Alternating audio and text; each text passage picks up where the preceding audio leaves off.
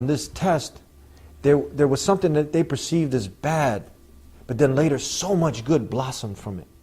Can you comment on this? This is a very important point because we do not know what is good for us. And in many cases, for example, even some worldly things. A person wanted to go to medical school so bad, right? And he would think that if I don't go to medical school, I'm going to be a loser in my life. And he applied and he never got accepted. And he would feel so much misery. How can these other people can be accepted and not me? Why me not? And things like this.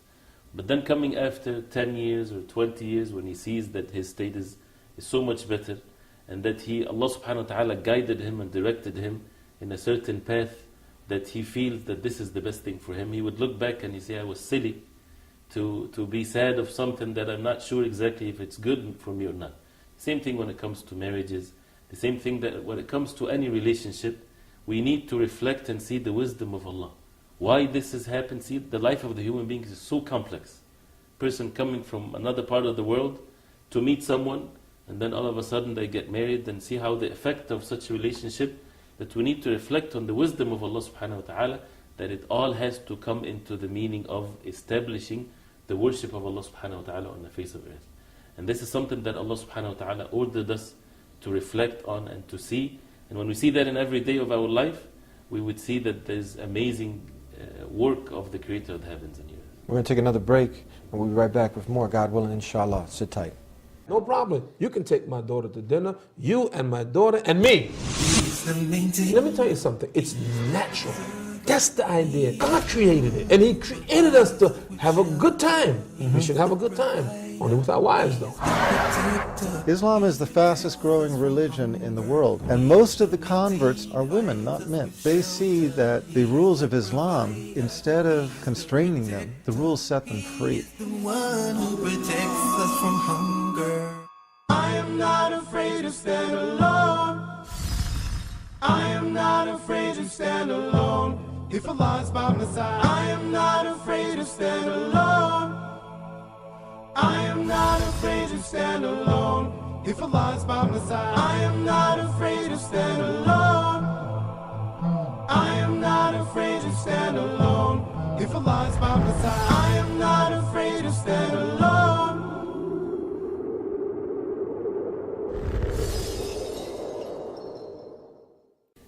Back here on the Dean Show, and we're talking about the test of life, and we're expounding on some of the verses from the glorious Quran, the verbatim word of God, and you're giving us some commentary and some advice.